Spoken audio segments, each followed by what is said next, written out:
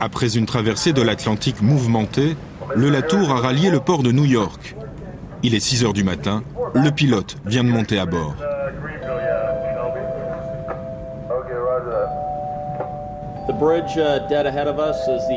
En face de nous, c'est le pont du Verrazzano. C'est le plus grand pont de New York.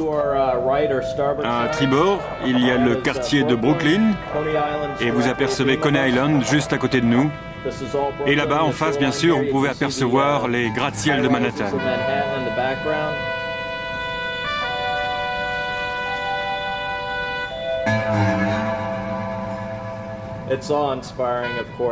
C'est tellement beau les matins comme celui-là, lorsque le soleil se lève sur l'horizon. C'est unique. Alors bien sûr, ce que l'on voyait autrefois, eh bien c'était les tours jumelles de Manhattan, les Twin Towers. Ça, on les apercevait depuis le large. On y pense toujours d'ailleurs. Mais bon, cela reste un endroit merveilleux. Et là où le navire va à quai maintenant, eh bien, c'est l'une des plus belles vues sur New York. Alors ça devrait être une belle matinée aujourd'hui.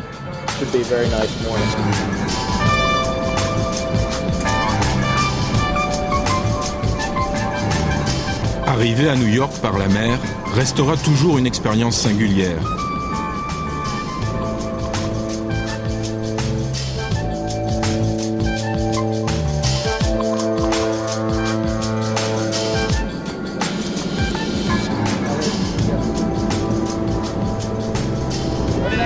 Ce que je vois? Oh, je vois une ville que j'ai souvent vue par le passé, mais toujours à la télé.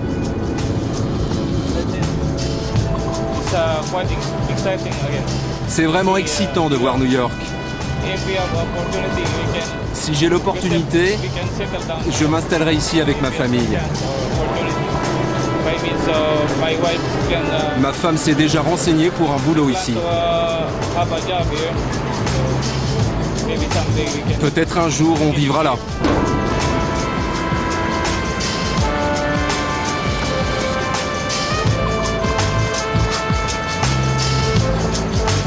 De là où il est, le Latour a une vue superbe sur Manhattan.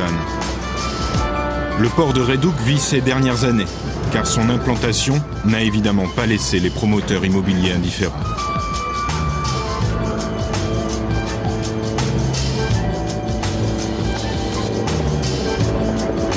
Le Latour est à quai pour une dizaine d'heures seulement, le temps de charger et décharger 432 conteneurs exactement.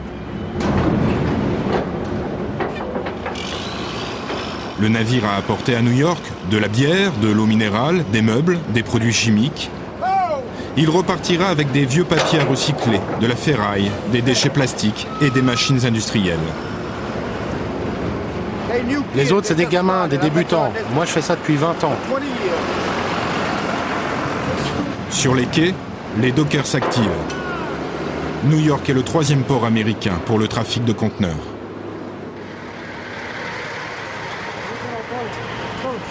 Être au cœur de Brooklyn, même pour quelques heures, c'est l'opportunité pour les marins du Latour de sortir un peu. L'occasion se fait de plus en plus rare, les escales sont devenues tellement courtes. Alors Fred, le steward, et Joël, le second cuisinier, ont décidé de faire un peu de shopping.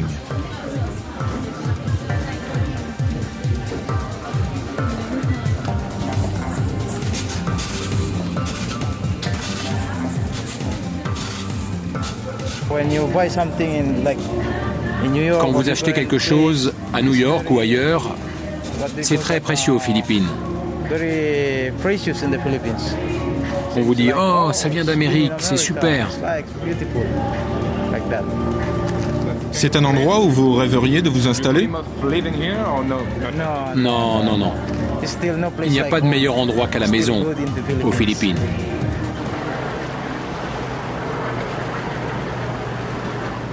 Virginia Gonzalez, le révérend du port, connaît bien ces marins philippins auxquels elle rend systématiquement visite lors des escales des navires.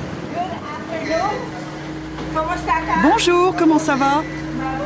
Le révérend Gonzalez vient vendre des cartes téléphoniques très bon marché pour que ces marins puissent appeler leur famille. Bienvenue à Brooklyn.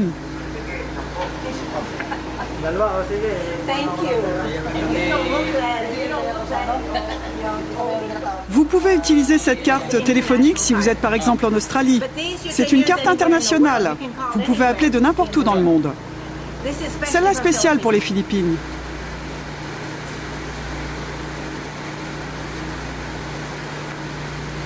Ça sonne. À l'autre bout du fil, à des milliers de kilomètres, un téléphone sonne dans les faubourgs de Manille. Après 10 heures d'escale à peine, le Latour doit déjà repartir. Dans un décor de cinéma, les lumières des gratte-ciel de New York nous accompagnent. Prochaine escale, Norfolk.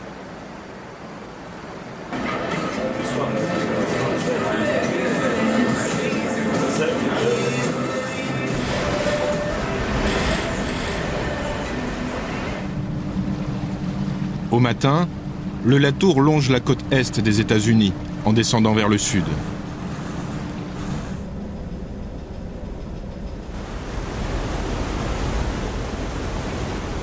Après le shopping dans les magasins de Brooklyn, Joël a dû revenir à sa routine.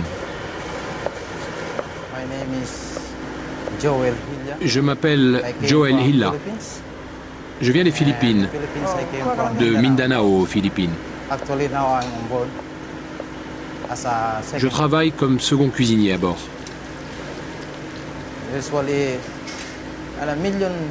Sur des millions de personnes aux Philippines, très peu seulement deviennent marins. C'est très difficile de postuler, d'avoir les papiers nécessaires.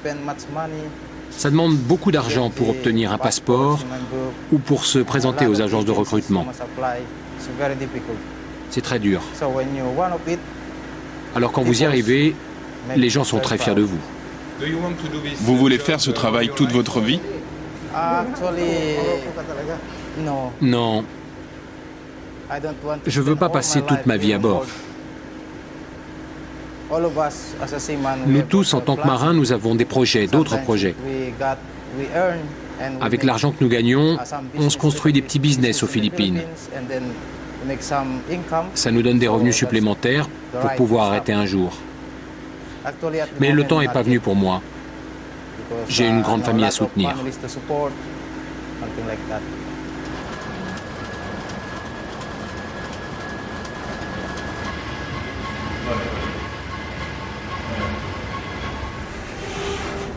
Après 24 heures de navigation, Norfolk est en vue.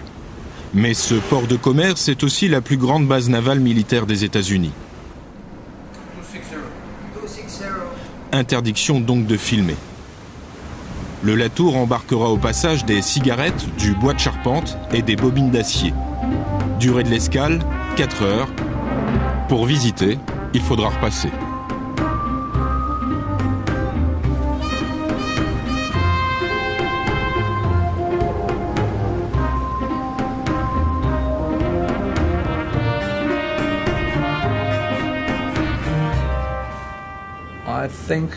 Je crois qu'on a perdu l'essentiel de ce qui faisait, je dirais, la beauté d'être un marin.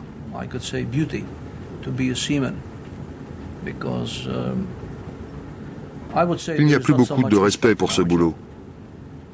On embauche les marins au moindre coût, sans qualification. Ce métier n'est plus considéré comme une profession à part entière, mais juste comme un moyen de gagner de l'argent. Pourtant, je crois fermement que c'est un métier qui mérite le respect, comme c'était le cas dans le temps. Parce que les premiers marins à avoir navigué sur des bateaux ont été aussi les premiers à découvrir le monde, pas vrai? C'était eux les braves.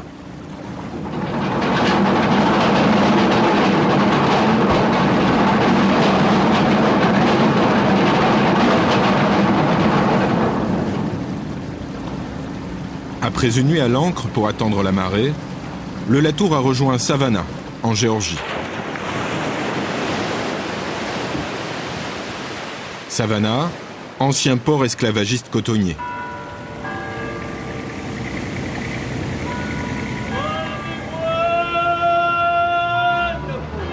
Le Latour va charger ici du poulet congelé, du carton et du coton justement. Il déchargera des meubles, des équipements vidéo et des jouets fabriqués en Chine.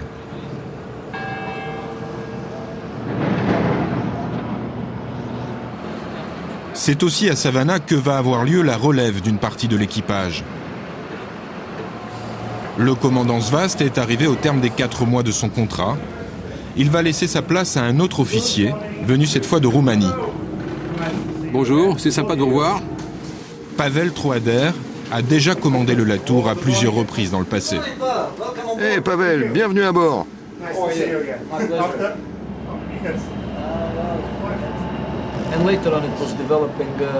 On a eu une météo incertaine, avec la présence d'un ouragan dans l'Atlantique qui se baladait entre l'Islande et le Finistère. Ça nous a un peu coincés. Il a bien fallu qu'on passe. Oui, j'ai suivi ça.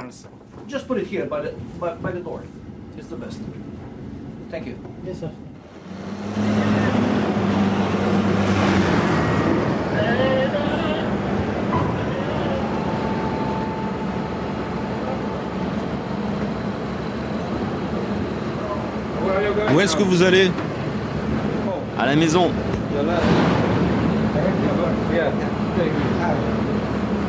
Content? On est toujours content quand on rentre à la maison.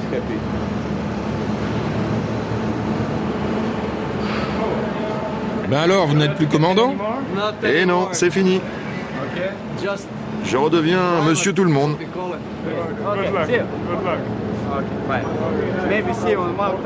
Tu devais pas rentrer à la maison, Tonchi?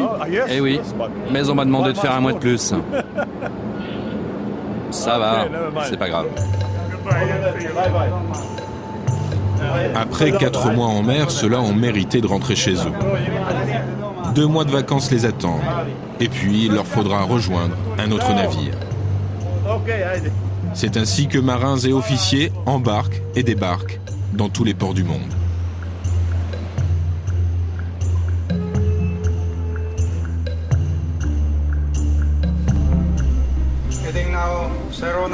Le Latour quitte Savannah. Pavel a pris les commandes du navire. À bord, il y a aussi un nouveau second, Igor, un Croate. Les 2 hommes ne se connaissent pas et devront apprendre à travailler ensemble. 139. 139. 140. Aujourd'hui, c'est une très belle journée. La navigation est facile et belle. Mais la nuit, par temps de pluie ou de brouillard, ça peut être très mauvais. Pour l'instant, le Latour navigue encore sur la rivière Savannah, frontière naturelle entre la Géorgie et la Caroline du Sud.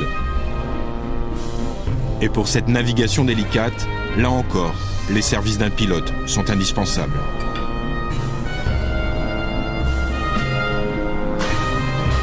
Bishop.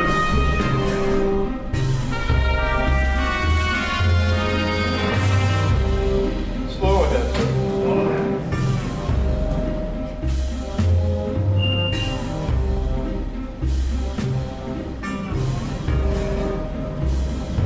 Bishop.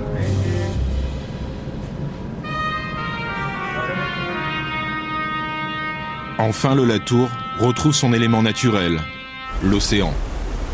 Prochaine escale, Manzanillo, Panama.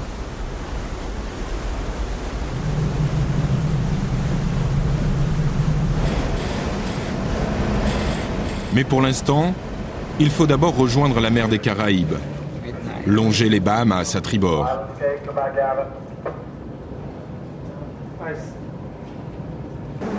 Le commandant Pavel va prendre le temps d'inspecter l'état de son navire. C'est aussi une façon de faire connaissance avec son équipage et d'affirmer son autorité. Vous avez entendu l'ancre se balancer pendant le mauvais temps? Elle a bougé? Oui, je l'ai entendu. Alors je l'ai bloqué comme ça. N'oubliez pas votre casque quand vous êtes sur le pont.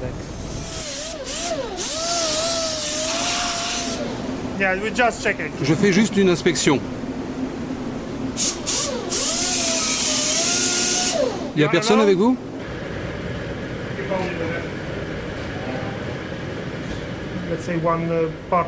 C'est l'une des choses les plus délicates dans l'art de commander. Rester à distance de l'équipage et en même temps être proche d'eux. Un commandant se sent seul parfois. Oui, on peut dire ça. Mais j'ai l'habitude maintenant. Parfois, on se fait des amis à bord avec qui on peut être plus ouvert.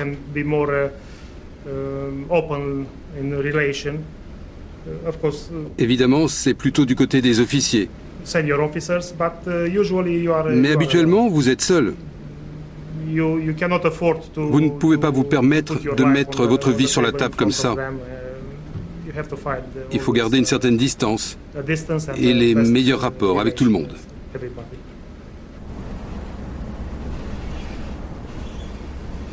Le commandant est aussi responsable de sa cargaison. Parmi les conteneurs du Latour, certains sont surveillés avec attention. Ce sont les reefers, les conteneurs frigorifiques. Celui qui les vérifie chaque jour, c'est Josip, le chef électricien. Bien sûr, s'il y a des homards à $20 le kilo, et si vous en avez 40 tonnes, ça fait beaucoup d'argent. Près d'un demi-million de dollars. C'est pour ça qu'on doit veiller à les livrer à la bonne température, sinon...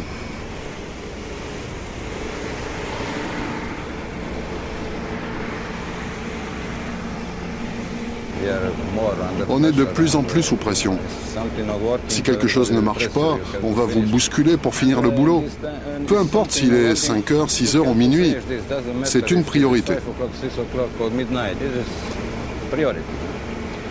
Si on a le temps, alors on peut s'arrêter pour boire un coup.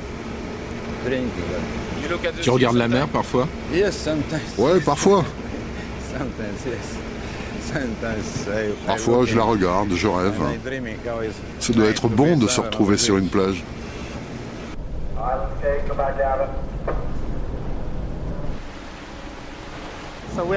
Alors maintenant, on approche de la plus grande des îles Caraïbes, Cuba. Cuba a été mon premier port en tant que commandant. J'y étais resté 3 semaines, en escale. On chargeait du sucre. Je garde quelques bons souvenirs de cette période. J'avais 28 ans. C'était spécial. Le temps des longues escales, spéciales et aventureuses, est révolu.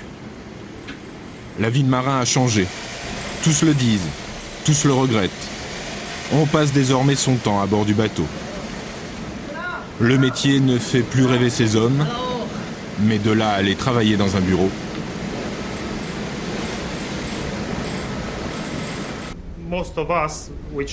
La plupart d'entre nous qui avons déjà passé pas mal d'années en mer, nous avons essayé au moins une fois de faire autre chose, un autre métier.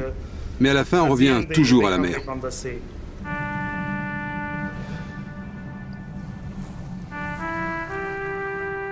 Après 5 jours de navigation depuis New York, c'est une toute autre atmosphère qui nous attend à l'escale de Manzanillo. Nous sommes au Panama, côté Caraïbes, l'air est chargé d'humidité. Ciel plombé, cœur lourd. C'est au tour de Josip de débarquer. Il rentre chez lui, à Split, en Croatie.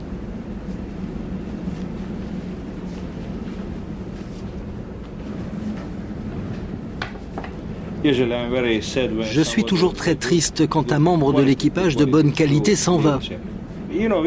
Vous savez, ici, on est un peu comme une famille.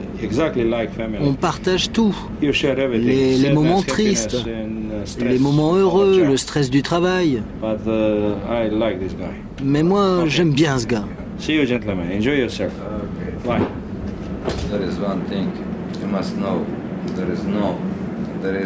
Il y a une chose que vous devez savoir. Il n'y a pas un marin, qui peut dire qu'il n'a jamais pleuré. Moi, ça m'est souvent arrivé.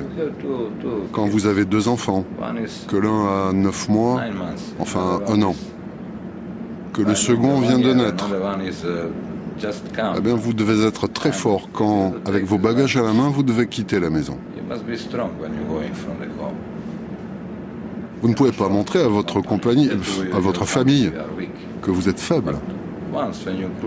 Mais une fois que vous avez refermé derrière vous la porte d'entrée, alors vous commencez à pleurer. Chaque fois. C'est vrai. Maintenant, j'ai un petit-fils. Il a 4 ans. J'aime bien m'amuser avec lui. Mais c'est encore la même histoire. Je dois repartir sur le bateau. Quand arrêteras-tu cette vie? Quand? Dans mon pays, on dit les 100 premières années sont difficiles. Après, pas de problème. Les 100 premières années sont vraiment les plus dures.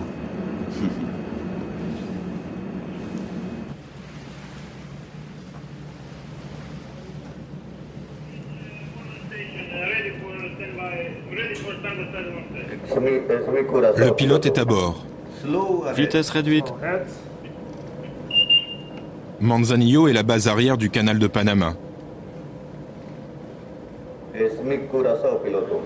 Le port est une zone de transit entre Atlantique et Pacifique pour les marchandises fabriquées et consommées dans le monde entier. C'est un port qui bouge, Manzanillo. Il y a beaucoup de trafic de conteneurs. Les bateaux viennent d'Asie, de France, des Caraïbes, d'Amérique du Sud, du Pacifique. Manzanillo est un port très apprécié. D'ici 5 ans, ce sera aussi grand qu'à Singapour. Stoppez les machines.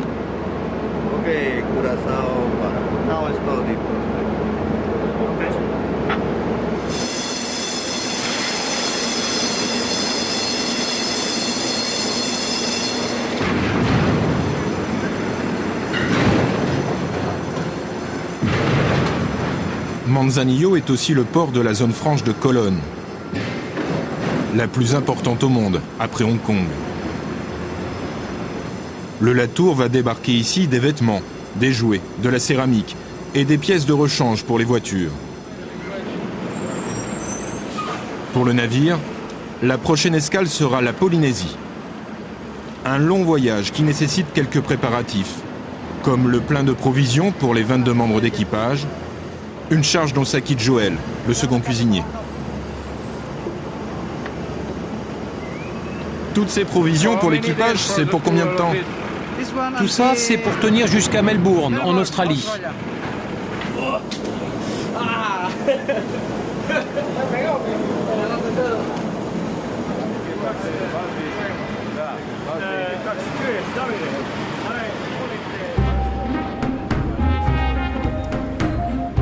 Josip, le chef électricien s'en va, le Latour aussi. L'escale a duré 3 heures à peine.